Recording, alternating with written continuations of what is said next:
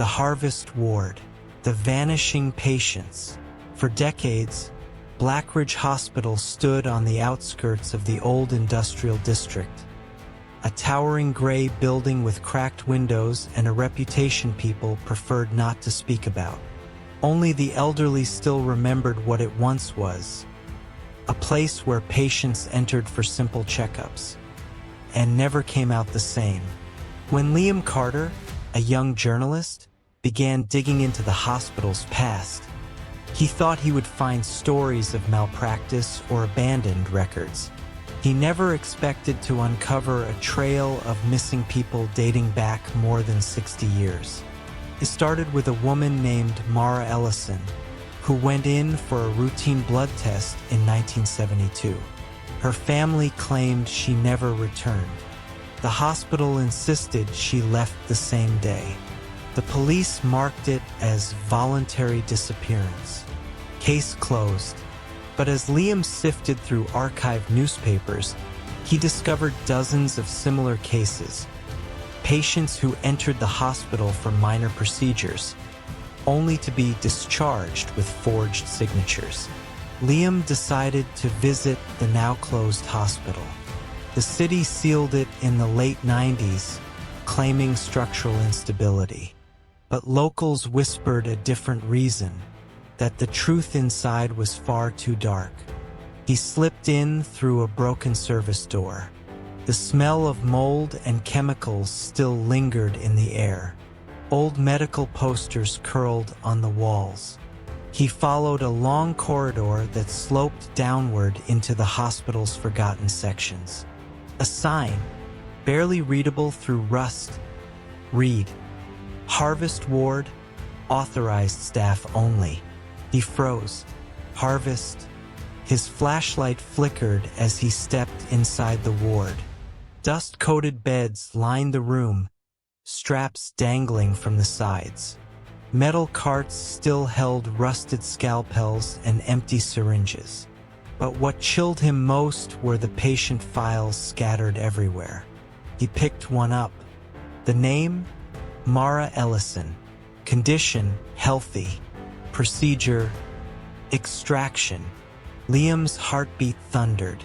He found a notebook belonging to Dr. Harlan Graves, the hospital's chief surgeon from the 60s through the 80s. The entries were written with cold precision. Healthy patients are ideal. Blood tests reveal perfect matches. We must secure them before other facilities take the opportunity. Their families suspect nothing.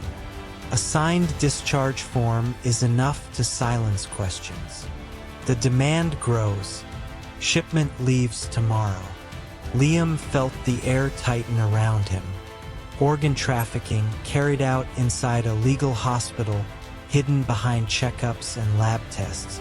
It wasn't just rumors. It was systematic. A sudden metallic crash echoed from deeper within the ward. He wasn't alone. He followed the sound cautiously. The hallway led to an operating theater. Someone had turned on the generator. The overhead lights buzzed weakly. On the operating table lay a mannequin, but not a training model. This one was stitched together from real human parts. Arms, torsos, organs preserved in jars lining the walls. A grotesque display of the hospital's darkest work. Liam lifted his camera, but a voice echoed behind him. "You shouldn't be here." An old man in a faded surgeon's coat stepped from the shadows. His eyes were cold, sharp, alive with something Liam recognized immediately. Purpose. "I thought the hospital was abandoned," Liam stammered. The man smiled. "Abandoning a craft is not so simple. Someone must maintain the system. Someone must keep the supply alive." Liam backed away, but two orderlies, gaunt, hollow-eyed, emerged from behind the doors. They wore ancient badges from the 70s. "They kept working," the old man said softly, "even after the city closed us." We still receive visitors like you, curious, healthy. Liam bolted toward the exit, but the orderlies were faster than they looked. He ducked under a rusted tray, sending instruments clattering. He sprinted through the corridor, lungs burning. Behind him, footsteps hammered like a heartbeat. He reached the service door he came through. Sunlight spilled through the cracks. He shoved his shoulder into it once, twice, and burst outside into the cold, open air. He didn't stop running until the hospital was a distant gray shape. Hours later, he returned with police. But when they entered the building, everything had changed. The operating rooms were empty, the machines gone. No mannequins, no jars, no files. Just dust and silence. The officers wrote him off as delusional.